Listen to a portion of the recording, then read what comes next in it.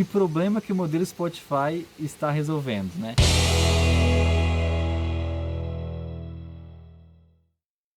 Nos 2 anos que eu trabalhei por tempo integral como Agile Coach, uma das minhas atribuições era dar treinamento, né?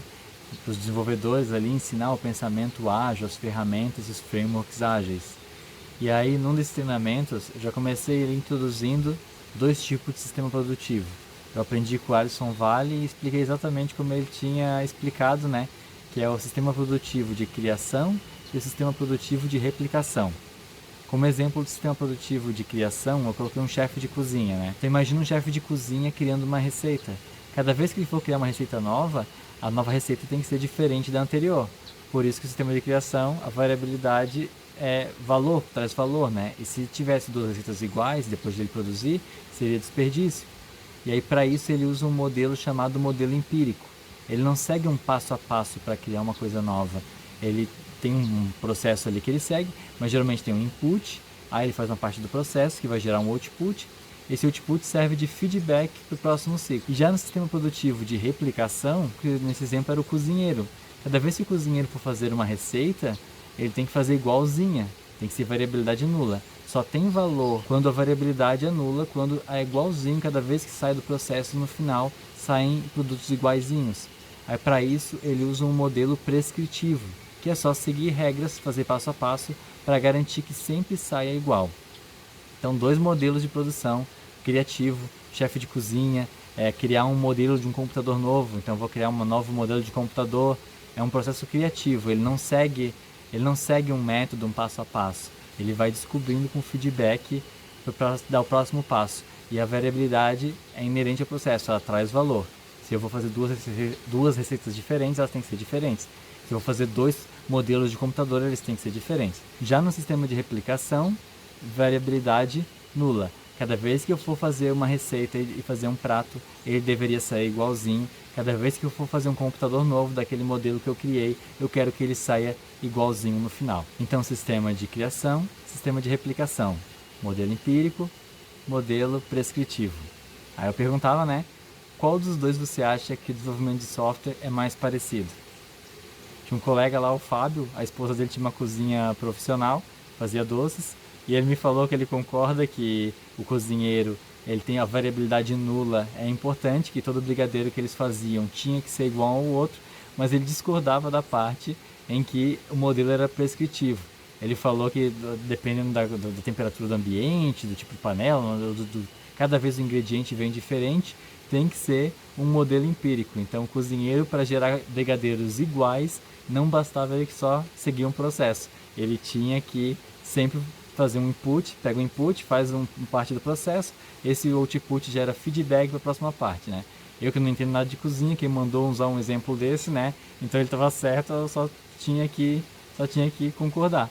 Mas o que mais me incomodou eram os colegas programadores que diziam que a programação tinha mais a ver com o modelo prescritivo do que com o modelo empírico. E aí eu naquela época eu devo ter pensado assim, né? Esperar o quê de quem não tem um mindset ágil, né? Eu vou ter muito trabalho pela frente nessa empresa ainda. Provavelmente foi isso que eu pensei na época, né? Nessa mesma época eu lembro que estava muito forte aqui a comunidade Agile Floripa. Eu me tornei voluntário dela, estava sempre envolvido. E eu lembro que nessa época eles fizeram um happy hour e aí todos os voluntários se encontravam, e claro, era aberta a comunidade, todo mundo ia. A gente conversa de tudo, mas é claro, né, se o pessoal da comunidade Agile Floripa está reunido, vai acabar falando um pouco de trabalho, um pouco de agilidade. E aí eu lembro que estava comentando e desabafei ali, né? Eu falei, eu dei um treinamento, eu expliquei os 2 modelos ali produtivos ali, criação, replicação, modelo empírico, modelo prescritivo. E tem colega que acha que o software tem mais a ver com o modelo prescritivo. Aí eu lembro do Celso Martins, né? Para quem não conhece, ele é diretor da Agile Brasil. É um cara que palestra pouco, mas deveria palestrar, porque cada vez que tu conversa com ele, tu aprende uma coisa nova. Querendo ou não, tu sempre tá aprendendo uma coisa nova. Aí o Celso ali, a maior autoridade ágil que eu conhecia naquele momento, ele falou assim, ó, mas eles não estão errados. Se eu fosse fazer um software de gerenciamento de estoque, por exemplo, eu não queria que eles inventassem nada. Eu queria que eles seguissem o plano certinho, queria que eles seguissem o padrão certinho. Aí eu falei, mas cascata? Aí ele falou, se for necessário, sim. Eu só quero que já é um problema, um conhecimento que está tão documentado, gerenciamento de estoque, tem tanto livro, o que eles têm que inventar? Eles não têm que inventar nada, eu quero ver a variabilidade nula. Eu quero que o software faça o que está no livro. Claro que foi uma provocação, né? Quem conhece o Celso ali sabe que ele não falou exatamente com essas palavras, né? Ele usa bastante palavrão ali, a palavrão é a vírgula dos cariocas, né? Como eles costumam brincar. Mas ele me fez pensar, eu acho que foi ele que falou para eu procurar o framework Knevin, para eu entender melhor isso. Daí, é claro, depois eu fui procurar e aprendi que o Knevin é um framework que divide os sistemas em 5 domínios: claro, o complicado, o complexo, o caótico e o confuso. Nenhum ambiente ou sistema ou problema ele é 100% em um dos domínios, tá? Eles navegam entre os domínios. Quando você está num domínio claro, resolvendo um problema claro, ou num ambiente onde ele pertence ao domínio claro, sempre que você faz uma ação, ela vai gerar uma reação igual. Então sempre a causa e o efeito, bem conhecidos e repetitíveis. Depois do claro, o próximo domínio é o complicado, que a relação entre causa e efeito nem sempre está visível ou clara, né?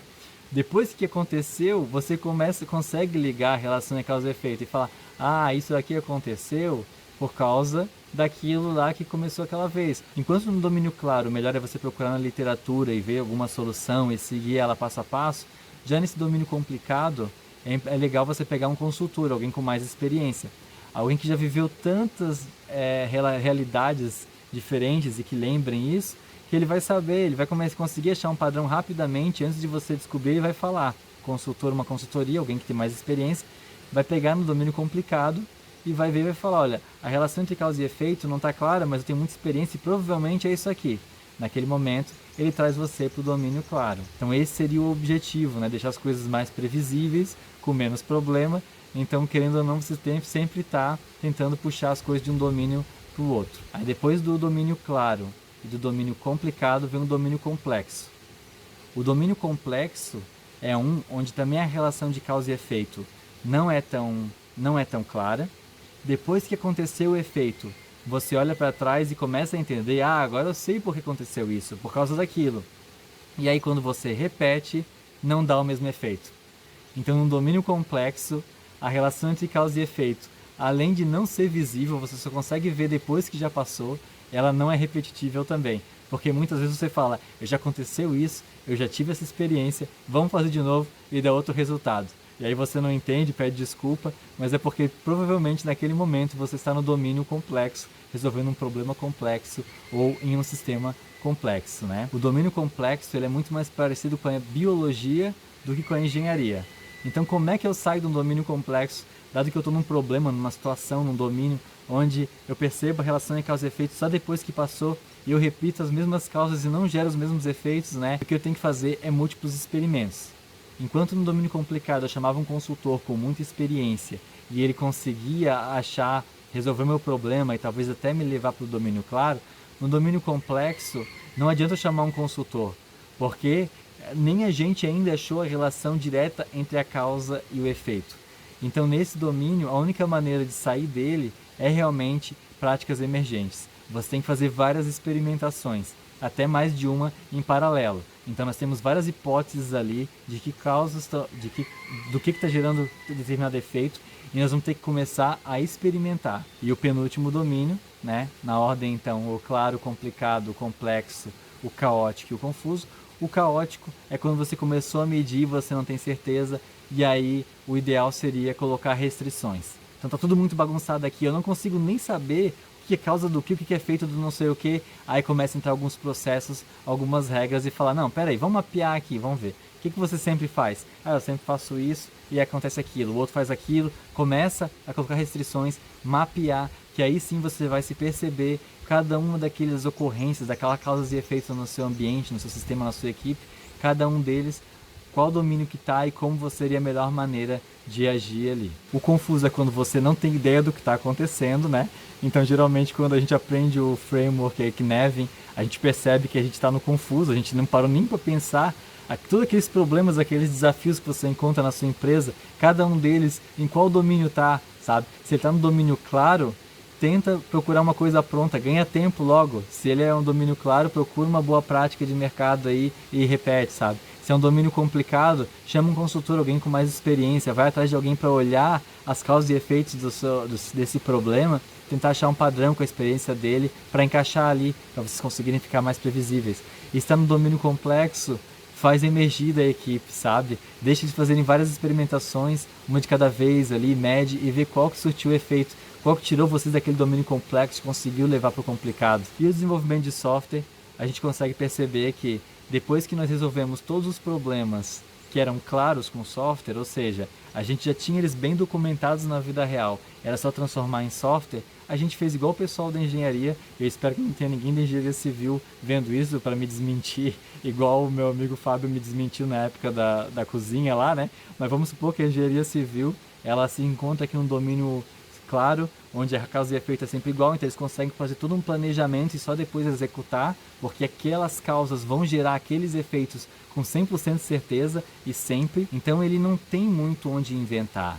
Ele tem que seguir um plano ali. Por que ele vai inventar se já está tão bem documentado a pressão que uma viga faz, uma barra de ferro, sei lá, né? O que tem que inventar? Não teria que inventar nada. Você tem que pegar o que já é conhecido e aí você só quer replicar aquilo. Cada novo prédio que você vai fazer, você vai olhar para todo o conhecimento que tem em engenharia civil, de engenharia, de como construir, peso, essas coisas assim, e vai criar um prédio novo.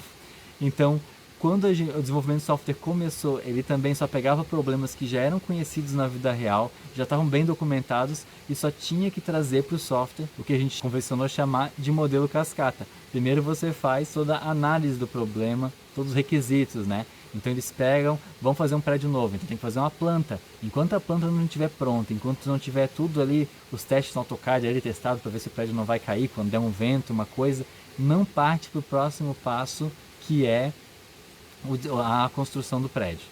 E aí, a gente, quando foi começar o software, provavelmente a gente se inspirou nisso, né? E nos nossos irmãos da engenharia civil, e vamos fazer um software, vamos primeiro fazer tudo o requisito, sentar com o cliente, descobrir tudo que ele quer, para só depois colocar a mão no código. E aí o exemplo que o Celso deu ali do gerenciamento de estoque, eu vejo que é praticamente isso, né? Eu já tenho todo um conhecimento já de centenas de anos sobre gerenciar estoque, sobre fluxo aqui de validade, de caixa, não sei o que, né, de volume. E aí tudo isso é só eu pegar, ler, me aprofundar, criar um plano e depois eu consigo sair desenvolvendo do início ao fim, sem perguntar mais nada para ninguém, sem fazer nenhum feedback, e a chance ainda é muito grande que tenha valor no final, que saia um bom software no final. E por isso que o software durante tanto tempo conseguiu ficar só no domínio claro, onde você faz primeiro um planejamento e depois você executa. E hoje você vê muita solução de software aqui no domínio complicado, onde você ainda não sabe da relação da causa e efeito. Então é por isso que a gente costuma fazer um pouco, parou, experimenta, olha se realmente está indo em direção àquele efeito que eu queria, né? Se aquela causa está indo em direção àquele efeito. Se não teu, arruma e tenta ir de novo. Então o software ele fica a maior parte do tempo nesse domínio complicado. Então vamos fazer um trabalho de imaginação aqui e imaginar o Spotify. O Spotify estava com um problema que ele queria dar autonomia e alinhamento para os seus desenvolvedores. E aí não parece ser um problema, claro, você não tem na documentação falando assim, olha, você faz isso e isso e sempre vai funcionar e sempre vai dar certo, seus desenvolvedores vão ter autonomia e alinhamento. Então não é um problema, eles não estavam num domínio claro ali. Também eu não vejo como complicado, porque muitas vezes você começa a experimentar e dá tanto autonomia quanto alinhamento e nem sempre o resultado é o mesmo. E aí você tem que experimentar, então também não é um domínio complicado, é um domínio complexo. O Spotify, quando queria colocar autonomia e alinhamento para os seus desenvolvedores, ele estava naquele momento no domínio complexo, um sistema complexo, um ambiente complexo, onde a relação entre causa e efeito não é direta. Depois que passou, você consegue ver, eu acho que é isso aqui que causou esse efeito. E você repete e nem sempre dá. Então o que você vai fazer? Você vai fazendo experimentos. Vai vendo o que você pode experimentar que gere isso repetidas vezes no seu ambiente. E aí que surgiu, vamos chamar assim, né, o modelo Spotify. Dividir em squads, em chapters, não sei o que lá. E provavelmente possibilitou eles de ter autonomia e alinhamento funcionando no modelo deles. E aí você, na sua equipe, você pega e você começa a copiar o modelo Spotify. Se fosse no domínio claro, eu ia sugerir e encorajar você a copiar o Spotify. Por quê? Porque a relação entre causa e efeito sempre seria óbvia e repetitível, então era só seguir uma fórmula e funcionar. Mas o que a gente consegue perceber olhando, fazendo essa engenharia reversa, que é uma imaginação minha, né? Não sei como é que foi lá, mas faz muito sentido. Eles estavam num domínio complexo e conseguiram levar para o complicado essa história, e você copiando não necessariamente vai dar o mesmo resultado que eles. Então o que você espera quando está copiando alguém, quando está copiando uma prática, implantando um framework, fazendo qualquer coisa na sua equipe, na sua empresa, sabe? Primeiro você deveria entender em qual dos domínios você está e perceber que se você estiver realmente num domínio complexo, né, onde você não consegue ver essa causa e efeito, tem que emergir da equipe. Se você está num domínio complicado, e aí sim você pode chamar um consultor, procurar uma boa prática que se encaixe um pouco naquele problema que você está tendo e que consiga gerar uma causa e efeito repetitível. E se você está num domínio claro, aí é muito simples, é só sair procurando documentação e fazer exatamente o que eles sugerem, que sem a mesma causa sempre vai gerar o mesmo efeito. Então o problema dos meus colegas que achavam que o software era mais um modelo prescritivo do que um modelo empírico, não era a falta de mindset ágil. Provavelmente o software deles estava no domínio claro.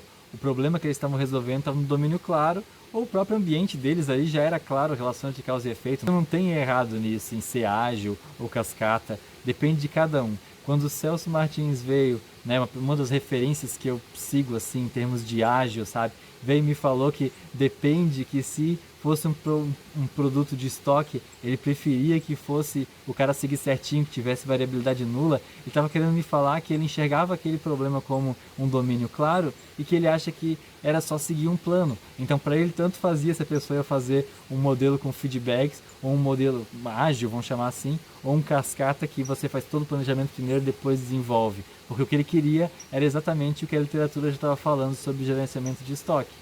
E você, quando você começa a copiar uma coisa na sua empresa, né? O que você espera quando você copia uma coisa, né?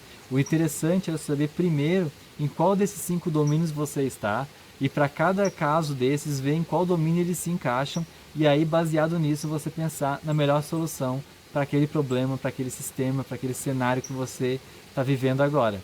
Então vamos parar de copiar o modelo do Spotify só por copiar, vou colocar Scrum só porque eu quero, porque todo mundo está colocando, colocar Kanban, ou vou fugir do cascata porque todo mundo está fugindo, ou vou pro cascata porque eu vi alguém falando que é bom. Não, para e pensa, vendo a sua realidade ali, com essas informações de domínios, ajuda muito a tomar decisões mais inteligentes. Então para e pensa para ver em qual domínio você está e qual seria a melhor ação, a melhor solução para fazer, para tomar ali naquele lugar. Certo? Obrigado por ter ficado até aqui e acerte a estimativa, acerte o domínio também que você está, né?